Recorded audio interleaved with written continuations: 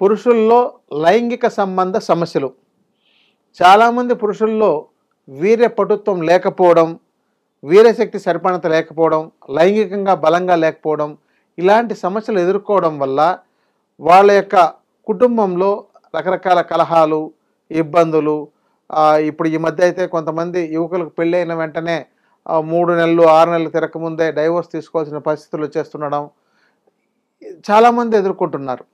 కారణం ఏంటంటే నేటి చదువులు, నేడు ఉద్యోగం చేయాలి, వెంటనే ఏదో సంపాదించాలి, ఎంతసేపు ఆ సంపాదన మీద దృష్టితో విద్య చదువుకోవడం మీద ఎక్కువ కాన్సన్ట్రేట్ చేయడంతో మంచి పోషకాహారం తీసుకోకపోవడం వల్ల చాలామంది యువకులు బాగా ఎత్తుకుంటారు, చూడడానికి చాలా బాగుంటారు, కానీ వాళ్లకు సరిపడినంత వీర్యశక్తి లేకుండా ఉంటుంది, లైంగిక శక్తి లేకుండా ఉంటుంది.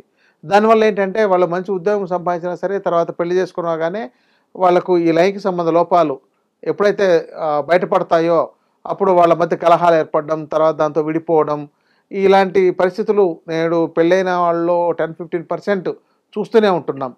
కారణం ఏంటంటే వాళ్ళలో లైంగిక శక్తి తగ్గిపోవడం. కారణం ఏంటి అంటే పెద్దవాళ్ళ వయసులో 40-50 ఏళ్ళ వయసులో కొంతవరకు తగ్గుతుంది. ఒక రకంగా వాళ్ళ యొక్క కుటుంబం మీద కాన్సన్ట్రేట్ చేయడం, ఇలాంటి వాటి మీద పోషకాహారం మీద సరైన అవగాహన లేకపోవడం, దాని మీద దృష్టి పెట్టకపోవడం కారణం కావచ్చు. కానీ అప్పటికి వాళ్ళకి పిల్లలు అయిపోయి ఉంటారు కాబట్టి వాళ్ళ ఆ కుటుంబంలో అలాంటి పెద్ద ఇబ్బందులు లేకుండా పోవచ్చు.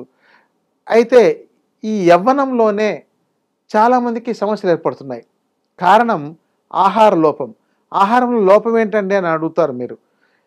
మనం రొటీన్ ఆహారం అంటే ఒక 20-30 రకాల ఆహారాన్నే తిప్పి దాన్నే తీసుకుంటూ ఉండడం, రోజు ఇడ్లీ, దోశ, రోటీ, ఇక రైసు, ఇక వీటితోనే గడిపేస్తుంటారు. ఇక తక్కువగా ఆకుకూరలు, తక్కువ కూరగాయలు, తక్కువగా పళ్ళు తీసుకోవడం, ఇంకా జంక్ ఫుడ్ ఎక్కువ తినడం. మాంసాహారం కొంతమందికి మంచిదే, కానీ ఇప్పుడున్న ఈ బ్రాయిలర్ కోళ్ళు లాంటి వాటిని ఎక్కువగా చికెన్ ఇష్టపడి తీసుకోవడం వల్ల వీళ్ళల్లో వీర్యశక్తి తగ్గిపోయే అవకాశాలు ఎక్కువగా ఉంటున్నాయి. అందువల్ల వీర్యంలో పటుత్వం లేకుండా పోతూ ఉంటుంది. కాబట్టి ఇక్కడ ఆహార లోపాన్ని గుర్తించకుండా, శారీరకంగా వాళ్ళు బాగున్నారా లేదా చూసుకోకుండా వివాహం చేసుకున్నట్లయితే తర్వాత ఈ సమస్య ఎదుర్కోవాల్సిన అవసరం వస్తుంది. అందుకని మీకు అందుబాటులో ఆయుర్వేదంలో చాలా రకాల మూలికలకు ఈ యొక్క లైంగిక శక్తిని పెంచగలిగే గుణాలు ఉన్నాయి. అలాంటి వాటిలో శతావరి కావచ్చు, అశ్వగంధ కావచ్చు, కౌంచబీదాలు కావచ్చు, లేకపోతే కాళీ ముసలి కావచ్చు, నేల ముసలి కావచ్చు, ఇలాంటివి చాలా రకాలుగా ఉన్నాయి. శ్వేత ముసలి అని చెప్పని ద్రవ్యాలు ఉంటున్నాయి. ఇలాంటి వాటిని వాడడం అంటే చాలామందికి ఇవి మాత్రమే తెలుసు, కానీ ఇంకా చాలా రకాలుగా ఉన్నాయి, కానీ వాటన్నిటి ఎవరు బయట పెట్టరు. ఎందుకంటే ఆయుర్వేద ఔషధంలో వాడాల్సి వస్తుంటాయి. వాటిలో కూడాను అవి తక్కువ అవైలబిలిటీ ఉంటుంది కాబట్టి వాటి గురించి చెప్తే తర్వాత అవి అందుబాటులో లేకుండా పోతుంటాయి. కాబట్టి ఆ మూలికలను ఇంకోటంటే శుద్ధి చేసుకొని వాడుకోవాల్సిన అవసరాలు ఉంటాయి. కాబట్టి అలాంటివి చెప్పకుండా కేవలం సాధారణంగా అందుబాటులో ఉండేది చెప్తుంటారు.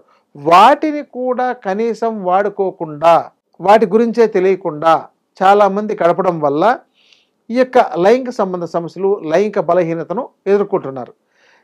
కాబట్టి మీరేం చేయాలంటే ఎంత యవ్వనంలో ఉన్నా సరే మీరు ఆరోగ్యకరంగా, మరింత యవ్వనంగా, మరింత పటిష్టంగా బాగుండడానికి, వీర్యశక్తి పెరగడానికి ఆయుర్వేద వైద్యులను, ఎవరైనా మంచి నైపుణ్యం కలిగిన వైద్యులను మీకు అందుబాటులో ఉన్నైనా పర్లేదు, మా దగ్గరకైనా పర్లేదు, సంప్రదించినట్లయితే మీకు జనరల్గా రోజు వాడుకోగలిగేవి మాత్రల రూపంలో కావచ్చు, గుళికల రూపంలో కావచ్చు, కషాయం రూపంలో కావచ్చు, లేహ్యాల రూపంలో కావచ్చు, చూర్ణం రూపంలో కావచ్చు, ఇలా చాలా వరకు ఇచ్చే అవకాశాలు ఉన్నాయి. ఇప్పుడు ఎగ్జాంపుల్ పల్లేరు ఉంది. పల్లేరు కాయలు ఈ లైంగిక సంబంధ సమస్యల్లో వీర్య కణాలను పెంచడంలో చాలా వరకు ఉపయోగపడుతుంది. అంటే వాటిని రోజు మీ ఆహారంలో ఎక్కడైనా కొంత కనీసం ఒక అర చెంచా మోతాదైనా మీరు తీసుకుంటుండాలి. కానీ ఈ విషయం మీద అవగాహన లేక ఇప్పుడు పల్లేరు ఆకు కూరను కూడా కూరగా వండుకొని తినొచ్చు, కానీ దానిపైన చాలామందికి అవగాహన లేదు. అలాగే రత్న పురుష అనే ఒక మొక్క ఉంది, అది లైంగిక శక్తిని బాగా పెంచుతుంది. మరి అది ఆకుకూర లాంటిది, అది ఉండేది చిన్న మొక్క, కనీసం అది ఎలా ఉంటుందో కూడా చాలామందికి తెలియదు. ఎక్కడో బీడు భూముల్లో పెరుగుతుంటుంది. దాన్ని ఎక్కడో కొంతమంది కమర్షియల్గా వాడేవాళ్ళు అవి ఎక్కువ మోతాదులో దొరకదు కాబట్టి దాన్ని వాటితో కల్తీగా ఉండే వాటిని, అంటే వాటికి దగ్గరగా ఉండే మూలికలతో కలిపి కల్తీగా ఉండేవి కూడా తీసుకొచ్చి ప్రోడక్ట్స్ తయారు చేసి అమ్మే అవకాశాలు ఉంటాయి. వాటితో కూడా సరిగా పనిచేయలేకపోయే పరిస్థితులు ఎదురవుతాయి. కాబట్టి ఏంటంటే మీరు ఒక నైపుణ్యం కలిగిన వైద్యుని సంపాదించినప్పుడు మీకు వీటిలో ఉపయోగపడే వాటిని చెప్పగలరు, చూపించగలరు. ఈ రక్తపురుష అనే దాన్ని ఆకుకూరలాగా వండుకొని కూడా తినొచ్చు. మరి ఎంతమందికి తెలుసు? మీరు చూడండి, ఒక 100 మంది స్త్రీలను కానీ గ్రామీణ ప్రాంతాల్లో ఉండేవాళ్ళని అడగండి, వాళ్ళు మాకు తెలుసు అని చెప్పేవాళ్ళు మీకు 5 మందో 10 మందో ఉంటారు. కానీ పోనీ వాడుతున్నారంటే వాళ్ళు ఎప్పుడు వాడి ఉండరు. ఇలాంటి లోపాల వల్ల నేటి యువతలో చాలా వరకు లైంగిక బలహీనత అనేది ఎక్కువైపోతూ ఈ కుటుంబ కలహాలకు, కుటుంబాలు నిలబడకపోవడం, భయపడే స్థాయి. అంటే ఈరోజు పెళ్ళిళ్ళు చేసుకోవాలన్నా కూడా భయపడే అబ్బాయిలు చాలామంది మా దగ్గరికి ఇదే సమస్య వస్తుంటారనమాట. లైంగికంగా బలహీనంగా ఉంటుందండి, లేకపోతే నేను స్త్రీని పెళ్లి చేసుకుంటే తృప్తిపరుస్తానో లేదో, తర్వాత ఏమైనా ఫెయిల్ అయితే మళ్ళీ నా జీవితం ఏమైపోతుంది, అందుకని పెళ్లి చేసుకోవాలా వద్దా, మీ దగ్గర ఏమైనా మందులు ఉన్నాయా, ముందే మందులు కొన్ని రోజులు వాడి నేను పరీక్ష చేసుకొని చూసుకొని, అంటే ఇప్పుడు పరీక్ష అంటే ఇప్పుడు ఏమైందంటే ఇదే సమస్యలు ఇతర కుటుంబాల్లో, అంటే ఆల్రెడీ కొన్ని కుటుంబాల్లో ఉండడం వల్ల ఆ పరస్త్రీ వ్యామోహంతో అలాంటి వాళ్ళని ఎవరినైనా వీళ్ళు పరిచయం చేసుకుని వాళ్ళతో కలిసి చూసి అలా పరీక్షించుకొని చేసుకుంటామండి అని చెప్పేవాళ్ళు కూడా ఉంటున్నారన్నమాట. అంటే అసలు ఈ పరిస్థితి ఎక్కడికి దారి తీస్తోంది బాగా గమనించండి.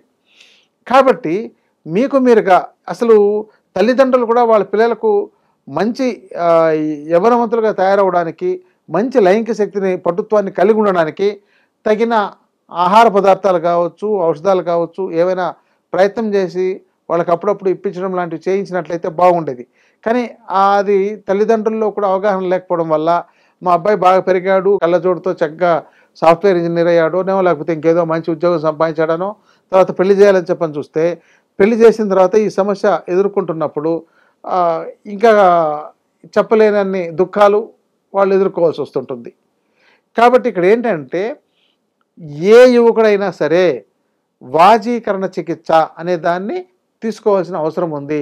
వాళ్ళు ఎంత బలంగా ఉన్నా కూడా, ఎంత ఆరోగ్యకరంగా ఉన్నా కూడా దాన్ని నిలబెట్టుకోవడానికి, కాపాడుకోవడానికి, అది మరింత దిగజారిపోకుండా ఉండడానికి, తగ్గకుండా ఉండడానికి మీరు ఈ యొక్క వాజీకరణ చికిత్సలో వాడే ఔషధాలు మీకు ఇందాక చెప్పాను, శతావరి కావచ్చు, ఆత్మగుప్త బీజాలు అని చెప్పని ఉంటాయి, అవి కావచ్చు, ఇలాంటివి చాలా ద్రవ్యాలు ఉన్నాయి. వీటిని వైద్యుల పర్యవేక్షణలో తెలుసుకోండి. అంటే మీరు అదేదో డాక్టర్ దగ్గరికి వెళ్ళాలండి, మీరు ఫీజు కోసం చెప్తున్నారేమో, మీ దగ్గరికే రావాలని చెప్తున్నారేమో అని అనుకోవచ్చు. కానీ ఇవన్నీ వీడియోల్లో ఓపెన్గా బాగా చెప్పేసేవి కావు. ఏదో కొన్ని రకాల పేర్లు మాత్రమే చెప్పొచ్చు. తప్పనిసరిగా వైద్యులు కలిసినప్పుడు మాకు ఇలాంటివి రాసివ్వండి అంటే రాసిస్తారు.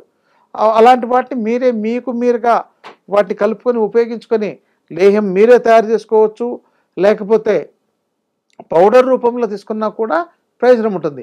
మరి అలాంటి వాటిని మీరు తీసుకోకుండా మీరు గడిపితే భవిష్యత్తులో ఈ సమస్య ఎదుర్కొన్నప్పుడు ఒక్కసారి ఫెయిల్ అయిన జీవితాన్ని మళ్ళీ సరి చేసుకోవడం చాలా కష్టతరంగా మారుతుంది. కాబట్టి ఈ లైంగిక బలహీనత రాకుండా కాపాడగలిగితేనే భవిష్యత్ తరాలు మరింత ఆరోగ్యకరంగా, మీకు అయ్యే పిల్లలు కూడా మంచి ఆరోగ్యకరంగా ఉండడానికి అది దోహదపడుతుంది. మీరే శక్తిగా లేనప్పుడు, మీరే మంచి ఎనర్జిక్గా లేకపోయినప్పుడు, మీరే బలహీనంగా ఉన్నట్లయితే మీకు పుట్టే పిల్లలు కానీ, మీకు కలిగే సంతానం కానీ వాళ్ళు ఎలా బలంగా ఉంటారు, ఎలా ఆరోగ్యకరంగా ఉంటారు? కాబట్టి మీరు ఒకసారి ఆలోచించండి. మీరు ఆరోగ్యకరంగా ఉండడంతో పాటు మీకు కలిగే సంతానం కూడా ఆరోగ్యకరంగా ఉండాలి, భవిష్యత్ తరాలు బాగుండాలనే ఆలోచన ఎప్పుడైతే కలిగి ఉంటుందో అలాంటి వాళ్ళు ఈ వాజీకరణ చికిత్స విధానాన్ని తీసుకోవడం కానీ, ఔషధాలను సేవించడం కానీ, లేకపోతే దానికి తగిలిన ద్రవ్యాలను మీకు మీరుగా సేకరించుకొని ఉపయోగించుకోవడం కానీ ఏదైనా చేసి ఆరోగ్యకరంగా తయారవ్వండి. భవిష్యత్తు భారతదేశాన్ని, భవిష్యత్ తరాలను మరింత ఆరోగ్యకరంగా, ఎందుకంటే ఇప్పుడు అందరూ మందుల మీద బతకాల్సిన పరిస్థితులు వచ్చినాయి. ఈ మందులతో ఉంటే ఎప్పుడూ రోగిగానే ఉంటాడు. మందులు లేని జీవితాన్ని, సంతోషాన్ని మీరు పొందడానికి తగిన ప్రయత్నం చేయండి. నమస్కారం.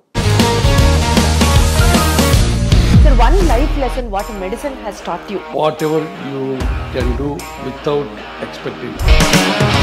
బట్ ఐ రియలీ బిలీవ్ మన పాజిటివ్ యాటిట్యూడ్ ఉంటేనే మనం ఏదైనా సాధించగలం. గట్ ని మనం కరెక్ట్ గా డీల్ చేసినట్లయితే అది మనకి పాజిటివ్ హార్మోన్స్ ని రిలీజ్ చేస్తుంది. షుగర్ వచ్చిన వాళ్ళ పరిస్థితి ఏంటి? పొట్ట దగ్గర పెరిగితే దాన్ని ఆండ్రాయిడ్ అంటారు, ఆండ్రాయిడ్ ఫోన్ కదా. అసలు థాట్స్ ఎందుకు వస్తాయి? బ్రెయిన్ డెడ్ అంటే దానికి ప్రపంచం అంతా కూడా కొన్ని నిర్దిష్టమైనటువంటి లక్షణాలు ఉన్నాయి. మానసికంగా ధైర్యంగా ఉంటే క్యాన్సర్ జయించవచ్చు. You are a doctor for a cause sir, అంతే. వాళ్ళకి వచ్చిన ఆదాయం కాకుండా ఫ్రీ సర్వీస్ ఎంతమందికో చేస్తుంది.